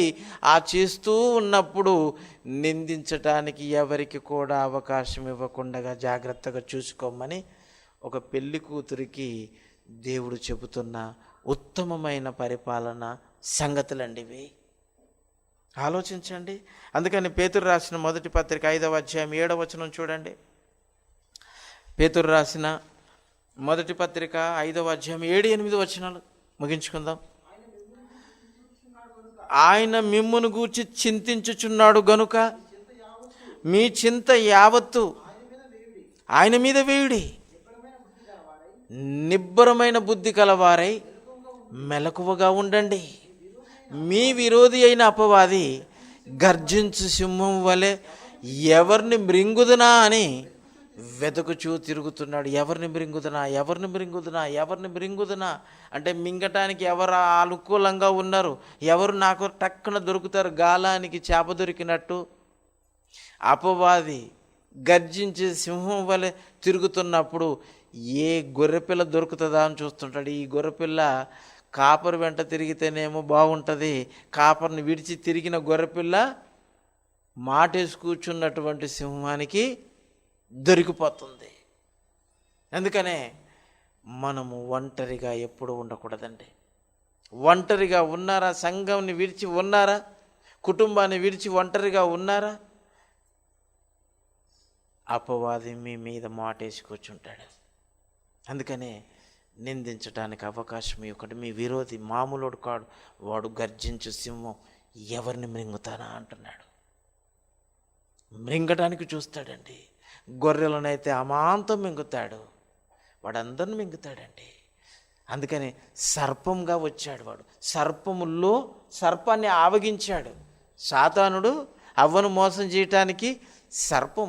భూమి మీద ఉన్న జంతువులలో సర్పము యుక్తి కలిగినది గనుక ఆ తెలివైన పాము శరీరాన్ని ఆవగించి దుష్టుడు అవ్వను అపరాధములో పడవేశాడు. అపరాధములో అవ్వను పడేసిన తర్వాత దేవుని కుటుంబం అపరాధములో పడిపోయింది. దేవుని కుటుంబం ఎప్పుడైతే అపరాధములో పడిపోయిందో దేవుని ఇల్లుగా ఏదెను తోటలో నుండి గెంటి వేయబడ్డారు. ఇక శాపానికి లోనైపోయారు, శాపగ్రస్తులైపోయారు. అందుకనే పురుషునికి చెమట తీస్తేనే తప్ప కడుపు నిండదు అని అన్నాడు. నీ జీవితకాలం అంతా నువ్వు భూమి దుక్కి దున్నాలి అని శాపం తెచ్చుకున్నారండి. దేవుని మాట విన్నంతకాలము దేవుని ఇంట్లో చక్కగా ఉన్నారు. అపవాది మాట విని తప్పు చేసి పాపం చేసి దేవునిని నిందించి దేవుని మీద దేవుణ్ణి అవమానపరిచి ఆ దేవుని కోపానికి బలై తోటలో నుండి మెడలు పట్టుకొని గెంటేసేటట్టుగా చేసాడు. మళ్ళీ ఈ వంక రావద్దు అన్నాడు, ఇటువైపు రాకూడదంటని ఏదేని తోటకి సెరుపులను దూతలను కాపలి పెట్టాడంట. చూడండి, కన్న తండ్రే ఎంత కఠినుడుగా మారిపోయాడో. ఆది కాండంలోనే ఆదామవ్వలు చేసిన తొలి తప్పుకే వారికి అంత శిక్ష విధించి మరలా తోటలోనికి రాకుండగా ఆ ఫలాలను తినకుండగా వెలగొట్టేశాడే. ఇప్పుడు మీరు ఎక్కడికి వెళ్ళిపోతారు? అందుకనే నిందించటానికి ఎవరికి కూడా మీరు అవకాశము ఇవ్వకూడదు. మీరు ఇవ్వకపోయినా ఎలా దొరుకుతుందా అని ఆడు వెతుకుతూ వెతుకుతూ వెతుకుతూ తిరుగుతున్నాడు. దేవుని చింత కూడా మన మీదనే ఉంది. దేవుని చింత కూడా మన మీదనే ఉంది. కనుక ప్రియులారా, నిందించకండి. ఆనాడు అపవాది సర్పాన్ని ఆధారం చేసుకుంది. యేసుప్రభు వారు ఒక ప్రాంతానికి, గెరాసేనుల ప్రాంతానికి వెళ్ళాడు. గెరాసేనుల ప్రాంతానికి వెళ్ళే ముందే ఆ సమాధులు, ఆ ఊరికి ముందు సమాధులు ఉన్నాయి. ఏ ఊరికి వెళ్ళిపోయినా ముందు ఏమొస్తాయి? సమాధులే వస్తాయి. అందుకనే పిల్లలు భయపడుతుంటారు ఊరికి వెళ్ళాలని, ఎందుకంటే ఆ ఊరిలో సమాధులు ఉన్నాయి. ఊరికి ముందు ఎప్పుడు ఊరు అవతల పడమటి దిక్కున, ఊరేమో తూర్పున పెరుగుతూ వెళ్ళిపోతుంది. అందుకని తూర్పు పెరుగుతుంటుంది, పడమట సమాధులు పెరుగుతుంటాయి. మీకు ఎక్కడైనా చూడండి, సమాధులు ఎక్కడ ఉంటాయి? పడమట దిక్కున ఉంటాయి. కనుక ఆ పడమటి దిక్కున ఉన్న ఊర్లు ఈ సమాధులు దాటుకుంటూ రావాలి కనుక అందుకని రూట్ మార్చేస్తుంటారు. పక్క ఊరి మీదకి వెళ్ళి రూట్ మార్చేస్తుంటారు. తూర్పు దిక్కుననే ఇంటి ఊరికి ఎంటర్ అవుతుంటారు. కనుక వాళ్ళు ఆదామవ్వలు కూడా తోటలో నుండి వెళ్ళగొట్టిన తర్వాత తూర్పు దిక్కుకి వెళ్ళిపోతారుగా. ప్రతిదీ తూర్పు దిక్కుని, యేసుప్రభు వారిని పుట్టాడు అంటని తెలుసుకోవడానికి వచ్చినటువంటి, పూజించడానికి వచ్చిన జ్ఞానులు కూడా ఏ దిక్కు నుంచి వచ్చారు? తూర్పు దిక్కు నుంచే వస్తారు, ఎప్పటికైనా ఎంటరు. కనుక దేవుడు ఆ తోటలో నుండి వెళ్ళగొట్టిన తర్వాత వాళ్ళు తూర్పు దిక్కునే వెళ్ళిపోయారు. ఈ రోజుకి కూడా ఊరు కూడా తూర్పుకే పెరుగుతుంటుంది కానీ పడమటికి పెరగదు. కనుక ప్రియులారా, మరి ఎవరిని మృంగుదునా అని గర్జించు సింహం వల్ల వారు తిరుగుతున్నాడు కనుక అవకాశం ఇవ్వకండి. ఇప్పుడు గెరాసేనుల ప్రాంతానికి వచ్చాడు. ఆ ఊరికి ముందు సమాధులు ఉన్నాయి. ఆ సమాధుల్లో ఒకడు తిరుగుతుంటాడు. ఇద్దరండి, ఒకరు కాదు, ఇద్దరు. దయ్యం పట్టిన సేనలు, ఇద్దరు మనుషులు. ఆ ఇద్దరు మనుషుల్లో మొదట ఒకడు వచ్చాడు. చూడండి, మార్కు సువార్త 8వ అధ్యాయం 5వ అధ్యాయం 13వ వచనం చూడండి, త్వరగా తీయండి. మార్కు సువార్త 5వ అధ్యాయం 13వ వచనం. యేసు వాటికి సెలవీయగా ఆ అపవిత్రాత్మలు వానిని విడిచి పందుల్లో ప్రవేశించేట. ఆనాడు ఏదైనా తోట దగ్గరికి వచ్చి అవ్వను మోసం పరచటానికి ఒక సర్పాన్ని దుష్టుడు ఆవగిస్తే, ఇప్పుడు ఈ సేనా దయ్యమును పట్టిన మనుషుల్లో నుండి యేసుప్రభు వారు వెళ్ళగొడితే ఎవరిలోనికి వెళ్ళిపోయింది? పందుల్లోనికట. ప్రవేశింపగా ఇంచుమించు 2000 సంఖ్య ఆ మంద ప్రవాహంలోనికి సముద్రపు దారిన వడిగా పరిగెత్తుకొని పోయి సముద్రంలో పడి ఊపిరి తిరగక చచ్చిపోయేటండి. చూడండి, ఒక్క మనిషిలో సేన వేలండి. అక్కడ పందులో 2000 ఉన్నాయి. మరి ఇన్నిలో ఎన్ని వేల మంది ఉన్నారో తెలియదు, ఒకరిలో ఎన్ని వేల మంది ఉన్నారో తెలియదు. కానీ 2000 పందుల్లోనికి వెళ్ళిపోయిన సేనా దయ్యాలు ఒక్కడిలో ఉన్నాయట. చూడండి, అంటే ఒక్కడిలో ఇన్ని దయ్యాలు ఉంటాయనంటే అవును, ఎవరెవరిలో. అందుకనే ప్రతి దయ్యం అడ్డుపడుతుంటుందండి. వాక్యం విననీయకుండా ఒక చెవిటి దయ్యం అడ్డుపడుతుంది. ఎందుకంటే చెవిటి దయ్యాలు కూడా ఎలాగొట్టాడు యేసుప్రభు వారు. మూగ దయ్యాలు ఉన్నాయి, చెవిటి దయ్యాలు ఉన్నాయి, కుంటి దయ్యాలు ఉన్నాయి. మనల్ని సువార్తకు వెళ్ళనీయకుండా, దేవుని సన్నిధికి వెళ్ళనీయకుండా మన కాళ్ళను ఆటంకపరిచి కుంటి దయ్యం కూడా పట్టేస్తుంది. నేను చెప్తున్నాను మీకు, చెవిటి దయ్యం ఉన్నప్పుడు, మూగ దయ్యం ఉన్నప్పుడు ఆటంకపరిచే అపవాది ఎన్ని లక్షణాలతో ఉందో అన్ని లక్షణాలతో మిమ్మల్ని అడ్డగించేస్తుంది. దేవుని మాటలను విననీయదు, అర్థం చేయనీసుకోనియదు, అర్థం చేసుకున్న నడుచుకోనియదు. దేవుని సన్నిధికి వెళ్ళనీయకుండా మీ పాదాలను కొట్టేస్తుందండి. చూసారా? అందుకనే మొదట సర్పాన్ని ఉపయోగించుకున్నది యేసుప్రభు వారి కాలానికి వచ్చేసరికి పందుల్లోనికి వెళ్ళిపోతాను కానీ ఈ మనుషులను విడిచిపెట్టను అని అన్నది. అంటే మనుషులను ఆవగించేస్తుంది, మనుషులు లేకపోతే. ఎందుకంటే సర్పానికి శాపం పెట్టాడు కదా, నీవు భూజంతువులలోను పశువులలోను శపించిందండి. అదే అంటారు చూడండి, ఆదికాండము 3వ అధ్యాయం 15వ వచనంలో, అందుకు దేవుడైన యెహోవా సర్పముతో నీవు దీనిని చేసిన, అదేం చేసింది? అపవాదికి నువ్వు అవకాశం ఇచ్చావు. దుష్టుడు నిన్ను ఆవగించటానికి వాడు ఉపయోగించుకున్నందుకు నువ్వు చేసిన దానికి పశువులన్నింటిలోనూ భూజంతువులన్నింటిలోనూ నువ్వు శపింపబడిన దానవై నీ కడుపుతో ప్రాకుదువు, నీవు బ్రతుకు దినములన్నీ మన్ను తిందువు. అదే మన్ను తిన్న పాముగా మారిపోయిందండి. ఈ రోజున్న పామే కాదు, ఈ పాములన్నీ సర్పజాతిలో ఎన్నో జాతులు ఉన్నాయి. కానీ ఆనాడు అవ్వను మోసపరచడానికి దుష్టుడు ఉపయోగించుకున్న సర్పజాతులలో ఒక జాతే డైనోసార్స్ అనేటువంటిది ఒక జాతి ఉండింది. అది చాలా పెద్ద జాతి. అందుకనే ఆ డైనోసార్స్ అనేటువంటివి సర్పజాతి అయితే, ఆ సర్పజాతులలో మరి జలచర రాశులు ఉన్నాయి, భూచరరాశులు ఉన్నాయి. అంటే గాలిలో ఎగిరే పక్షుల జాతి ఉంది, భూమి మీద తిరిగే పక్షులు మరి జంతువుల జాతుల్లో కూడా సర్పజాతి ఉంది.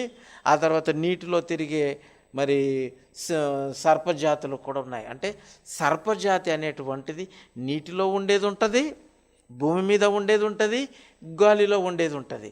అంటే 3 రకాలుగా ఈ సర్పజాతి ఉంటుంది. ఏ రకం సర్పజాతిని అది సర్పజాతి ఉపయోగించుకుందంటే, భూమి మీద తిరిగే సర్పజాతిని సాతాను ఉపయోగించుకున్నందుకు ఆ సర్పజాతిలో పుట్టినటువంటి జాతే శపించబడినదై దాని కాళ్ళు చేతులు దేవుడు తెగ నరికేశాడు. ఇక పొట్టతో తిరుగుతుంది. అందుకని మన చేతులు ఇరిగిపోయినా కానీ బతికేస్తాం, అవునా కదా? చేతులు పోయిన వాళ్ళు బతకటం లేదా? ఏమంటే ఒక్కొక్కరికి ఈ భుజాల వరకు చేతులు ఉండవు, నడుముల వరకు కూడా కాళ్ళు ఉండవు, అయినా వాళ్ళు బతుకుతున్నారంటే బతుకుతున్నారు. ఆనాడు సర్పానికి కాళ్ళు చేతులు తెగ నరికేసినా అది పొట్టతో తిరుగుతుంది, పొట్టతో. అందుకని నువ్వు మన్నే తినేస్తావు అంటని దానికి శాపం. అంటే అపవాది వలన భూమికి శ్రమ కలిగింది, పక్షులకు శ్రమ కలిగింది, ఇదిగో జంతువులకు శ్రమ శాపగ్రస్తులయ్యాయి. ఇప్పుడు యేసుక్రీస్తు వచ్చిన సమయంలో ఈ పందుల్లోనికి వెళ్ళిపోయిన ఈ పందులు కూడా ఇవి ఎక్కడికి వెళ్ళిపోతే అక్కడ సర్వనాశనమేనండి. అందుకని కుటుంబాలలోనికి ఎంటర్ కానీయకండి. ఈ కుటుంబాలలోనికి ఎవరి వలన ఎంటర్ అవుతుంది? స్త్రీ. అందుకనే స్త్రీలారా జాగ్రత్త, నిందించటానికి మీ విరోధికి అవకాశం ఇవ్వకుండా జాగ్రత్తగా చూసుకోమన్నాడు. కనుక ప్రియులారా, ఈ విషయాన్ని మీరు గమనించవలసిందిగా కోరుచున్నాను. ఆదాము అవ్వల తర్వాత మరలా ఒక కొత్త జాతిని ఎంచుకున్నాడు అబ్రహాము శారాలను.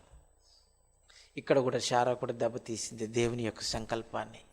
ఏమంటే దేవుడు ఏమన్నాడట? దేవుడు మిమ్మల్ని ఆకాశ నక్షత్రముల వల్ల నేను దీవిస్తానన్నాడా? మీ సంతానము సముద్రపు ఇసుక రేణువుల వల్ల ఉంటానని దేవుడు చెప్పాడా? దేవుడు చెప్పిన మాట వినలేదండి ఈవిడ. అక్కడ అవ్వ వినకుండగా అపవాది మాట విని తప్పు చేసింది. ఇక్కడ కూడా శారాయి మన అమ్మ, విశ్వాసులకు తల్లిగా పిలువబడుతున్న ఈ తల్లి కూడా దేవుని మీదనే తిరుగుబాటు చేసిందండి. ఆదికాండం 16వ అధ్యాయం 2వ వచనంలో చూడండి ఏం చేశాడట దేవుడు. ఏం చేశాడట?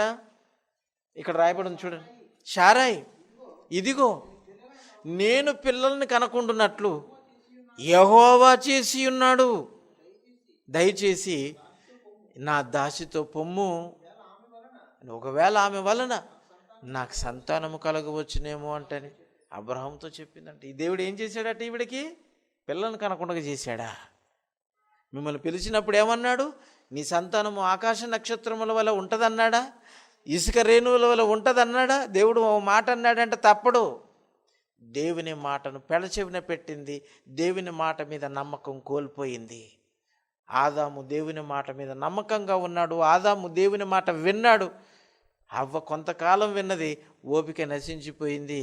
ఇది నిజమా అంటాను అనగానే, ఏది నిజం అంటే మీరు ఈ పండు తింటే చచ్చిపోతారన్నాడా? చావనే చావరు, మీరు దేవదూతల వల్ల అవుతారు, పరలోకానికి వెళ్ళిపోయి వచ్చేస్తుంటారు. మిమ్మల్ని పరలోకానికి రానియకుండా మనుషులుగానే భూమి మీద ఉండేటట్టుగా చేశాడు. అందుకని ఈ పండు తినొద్దని చెప్పాడు. మీకు ఇది తెలుసా? ఇది నిజమా అంటని లేని పెడార్థాలను చెవులో కుక్కేసి, అందుకని ఆడవాళ్ళు తొందరగా వింటారు, మాడిపోతారు, పాడైపోతారు, పాడు చేస్తుంటారు. ఒక మాట అన్నారంటే ఒక మాట వినటంలో అది మంచిదా చెడ్డదా, దాని వెనకాల వీళ్ళు చెబుతున్న వాళ్ళు మంచోళ్ళ చెడ్డోళ్ళ, నాకు విరోధంగా చెబుతున్నారా, నా కుటుంబంలో చిచ్చు పెట్టడానికి చెబుతున్నారా అని ఇన్ని రకాలుగా ఆలోచించాలి. ఎవరైనా ఒక మాట మీకు చెబితే ఆడవాళ్ళు కాపురాలు కూల్చేస్తారు, నిప్పంటించుకుంటారు. అందుకని కుటుంబాలకు తగలబెడుతుంటారు. అందుకనే మన చెవిన ఏదైనా ఒక మాట పడిందంటే అది నిజమా అబద్ధమా, అసలు ఈ మాట చెప్పినోడు మంచోడా చెడ్డదా, ఆడ అవుతుంది ఈ ఆవిడ మంచిదా చెడ్డదా, ఆవిడ ప్రవర్తన ఎలాంటిది, ఆవిడ మీద మనుషులకు ఎలాంటి అభిప్రాయాలు ఉన్నాయి, అలాంటి అభిప్రాయాలు కలిగిన వ్యక్తి నాకు ఒక మాట చెబుతుందంటే నా కుటుంబానికి కూడా చిచ్చు పెట్టేదిగా ఉంది అంటని జాగ్రత్తగా ఉండాలట. అందుకని ఎవరిని కూడా వెంటనే నిందించకూడదు, అవమానించకూడదు. ఇది బైబిల్ చెప్పిన సంస్కారం అండి. ఇది మత గ్రంథం కాదు, ఇది మతమే కాదు. కుటుంబాలను కట్టేది, దేవుని కొరకు నిలబెట్టేది, దేవుళ్ళుగా మార్చేది, దేవుని రాజ్యానికి చేర్చేది ఈ వాక్యమే. ఈ వాక్యాన్ని నమ్మాలే కానీ మనుషులను మీరెప్పుడు నమ్మకూడదు. మనిషి మాట అసలే నమ్మకూడదు. అందులో మోసం, దగ, కుట్ర, పగ ఇవన్నీ ఉంటాయి. కనుక నమ్మవలసింది దేవుని మాటనే కానీ మనుషుని మాట కాదు. అందుకనే అపవాది మాట విన్న అవ్వ తప్పు చేసింది. దేవుడు చెప్పిన మాటను వినకుండగా, దేవుడే నన్ను పిల్లల్ని కనకుండగా చేశాడంటని దేవుణ్ణి నిందించింది అవ్వ, ఈ శారాయి. అందుకని దాసినిచ్చింది. దాసి వలన ఒకవేళ అమ్మ చూశారంటే డౌటే ఇంకా అక్కడ కూడా, ఒకవేళ నాకు సంతానం, నీకు సంతానం ఏంటి, దాసి వలన నీకు సంతానం ఏంటిది, దేవుడు నీకిస్తే నీకు సంతానం అవుతుంది. పక్కోడికి పిల్లలు పుడితే నాకు పిల్లలు పుట్టారంటారు ఏంటిది, అంతే అన్నారు కదా. కనుక శారాయి కూడా తప్పు చేసింది. ఆ తప్పు చేయటం వలన హాగరుని తన భర్తకు ఇవ్వటం వలన ఆ భర్తతో హాగరు కన్న కుమారుడు, ఆ కుమారుడు ఇస్మాయిలు. ఆ ఇస్మాయిల్ని ఏమన్నాడు, అడవి గాడిదని కన్నాడండి. భార్య మాట విని ఎవరిని కన్నాడు, అడవి గాడిదని కన్నాడు. చూడండి మాట ఉంది, నేనన్న మాట కాదు, లేకపోతే నా మీదకు పట్టుకొచ్చేస్తారు. ఆదికాండము 16వ అధ్యాయం 11, 12 వచ్చిన చూడండి, చదవండి అమ్మా. ఎందుకు మరియు డౌట్గా తెలియదు నేను చెప్పినట్టుగా. మరియు యెహోవా దూత, ఇదిగో యెహోవా నీ మొరను వినను, నీవు గర్భవతి అయి ఉన్నావు, నీవు కుమారుని కని అతనికి ఇస్మాయేలు అని పేరు పెట్టుదువు. అతడు అడవి గాడిద వంటి మనుషుడు. అడవి గాడిద వంటి మనుషుడు. అడవిలో గాడిదలు కూడా ఉంటాయి, అడవి గాడిద అంటారు. ఊరిలో తిరిగేది ఊరి గాడిద అంటారు. ఊరి మీద తిరిగే ఊరి గాడిదలు ఉన్నట్టు అడవిలో ఉండే గాడిదలు ఉంటాయి. అడవిలో ఉండే గాడిదలు ఏమంటారు, కంచెర గాడిదలు అంటారు. కొండపేటల మీద తిరుగుతుంటాయి. మరి ఊరి మీద తిరిగేవి ఒంటరి పెట్టుకుంటూ తిరుగుతాయి, మనుషుల మధ్యన ఉండేవి. అడవి గాడిద వంటి వాడు మనుషుని కన్నాడు. అతని చెయ్యి అందరి చేతులు అతనికి విరోధముగా, చూడండి మళ్ళీ విరోధమైన మాట మాట్లాడేటువంటి విరోధము, అపవాది వలన జరిగిన అనర్థం అది విరోధం వలనే జరుగుతుంది. అందుకని ఇక్కడ కూడా విరోధి అని పదం వాడాడు. చూడండి, ఆ అడవి గాడిద వంటి మనుషుణ్ణి కన్న అబ్రహాము, ఈ మనుషుడు అందరి చేతులు అతని మీద ఉంటాయట, దీవెనలు కాదు విరోధముగా ఉంటాయంట. అందుకనే ఈరోజు ముస్లింలు అంటే ఈ ప్రపంచ దేశాలకు ఎవరికి పడదండి. ఆ ఇస్మాయిలు సంతానమే ఇస్లాం అంటున్నాం చూడండి. ఇస్లాం ఎవరిని వలన వచ్చింది, ఇస్మాయిలు. అబ్రహాముకు 2 పిల్లలు, ఈ అగరు వలన పుట్టినవాడు ఇస్మాయిల్ అయితే ఇస్మాయిలీలు వచ్చారు, వాళ్ళే ఇస్లాం అంటున్నాం. మరి స్వయంగా దేవుడు అనుగ్రహించిన కుమారుని కన్నది కదా ముసలితనం మంది. ఆఖరికి దేవుడు అన్న మాట నిలబెట్టుకున్నాడు. ముసలిదానా నువ్వు ఒక కుమారుని కంటావు, అతనికి ఇస్సాకు అని పేరు పెట్టదు అంటని చెప్పేశాడు కదా. ఈ ముసలావిడకు కూడా చక్కగా కుమారుడు ఇచ్చాడు. ఏం కుమారుని కన్నది, ఇస్సాకును కన్న. ఈ ఇస్సాకును కన్న కుమారునికి ఇజ్రాయిల్ పుట్టాడు. యాకోబు ఏశావులు పుట్టారు. ఆ యాకోబుకు పేరు దేవుడు మార్చి ఇజ్రాయిల్ అని పెట్టాడు. ఆ ఇజ్రాయిల్ నుంచి వచ్చిన ఆ ఇజ్రాయిల్ పిల్లలే ఇశ్రాయేలీలు. అంటే ఇప్పుడు అబ్రహాము శారా గర్భం నుండి వచ్చినటువంటి ఇస్సాకు వలన వచ్చినటువంటి యాకోబే ఇశ్రాయేల్ అయితే ఆ ఇశ్రాయేలుకు పుట్టిన పిల్లలందరినీ ఇప్పుడు ఇజ్రాయిల్స్ అంటున్నాం. మరి ఇస్మాయిల్కు పుట్టిన వాళ్ళు ఇస్మాయిలీలు, ఇస్లాము, ముస్లిమ్స్ అంటున్నాం. మరి వీళ్ళకి ఎప్పుడు యుద్ధమే కదా. మొన్న కూడా యుద్ధం జరుగుతూనే ఉంది, ఎప్పుడు యుద్ధమే. ఇశ్రాయేలీలకి ఇస్మాయిలీలకి ఎప్పుడు యుద్ధమే. పచ్చిగడ్డి కూడా బగ్గుమంటుంది. అంత మాత్రమే కాదు, ఇప్పుడు ఈ ముస్లిం దేశాలంటే ప్రపంచ దేశాలకు ఎవరికి పడదు. చూసారు, మనకి భారతీయులకే పడదు. పక్కనే ఉన్నది పాకిస్తాను, ఏకిస్తాను, పాకిస్తాన్ అంటున్నాడు. కనుక ఈ స్థాన్లన్నీ ఆలయే. ఉజ్బెకిస్తాను, పాకిస్తాను, తజికిస్తాను, ఆఫ్ఘనిస్తాను, ఏమంటే ఇవన్నీ ముస్లింల కంట్రీస్. ఇవన్నీ ఈరోజు ప్రపంచ దేశాలకు విరోధముగా. అందుకనే అడవి గాడిద వంటి మనుషుడుగా పుట్టినటువంటి ఇస్మాయిలు అందరి మీద ఇతని చేతులు ఉంటాయంటే అందరిని కెలుక్కుంటాడు, అందరి చేత దెబ్బలు తింటాడు, అందరిని కొడతాడు. అంటే కొట్టడం కొట్టించుకోవడం అలవాటు అన్నట్టు. ఇది అలాంటి ఒక జాతి వచ్చింది. ఇది పొరపాటు వలననే. చూసారు, ఆది దంపతులు చేసిన పొరపాటుకి మరణం వస్తే ఈ ఇద్దరు దంపతులు చేసినటువంటి పొరపాటుకి ఈరోజు ప్రపంచానికి విరోధము, కొట్లాట, పంచాయతీ. కనుక విరోధి ఎంత పని చేస్తాడో ఈ పాఠం ద్వారా విన్న తర్వాత ఎవరికి మనము నిందించడానికి అవకాశమే ఇవ్వకూడదు. దేవుడి మాటలను దీవించును గాక.